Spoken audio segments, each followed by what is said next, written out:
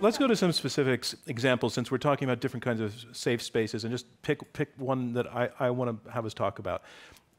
Say, and this is happening on various campuses, where members of a minority group will say, we want our own dorm. We want a dorm where we can let down our hair and be comfortable and not be challenged. Now, dormitories, traditionally are sort of, they're general and they're generic. So this is saying we want to take one part of what has been generic and make it our own. It's different from we want to have a club. This is we want to take a piece of the real estate and make it our own so that it's safe. What is your response to that, Ash?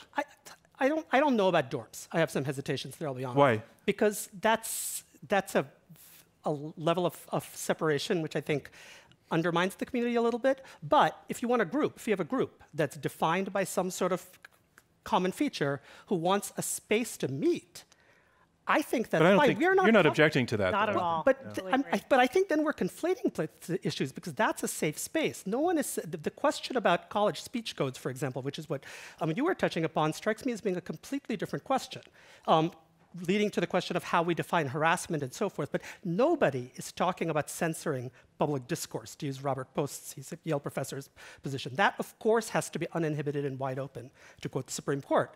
We're talking about being able to feel like there are times when you just want to pull back from that political world. And I think adults do it all the time. David? John, the problem is that this notion of safe spaces gets wrapped up into these other concepts. There's an environment on some college campuses of censorship. That's why we have the terms safe spaces, trigger warnings, microaggressions, campus speech codes, free speech zones. That's how come this term has come back into vogue. It involves the censorship of even political speech that others find disagreeable or offensive.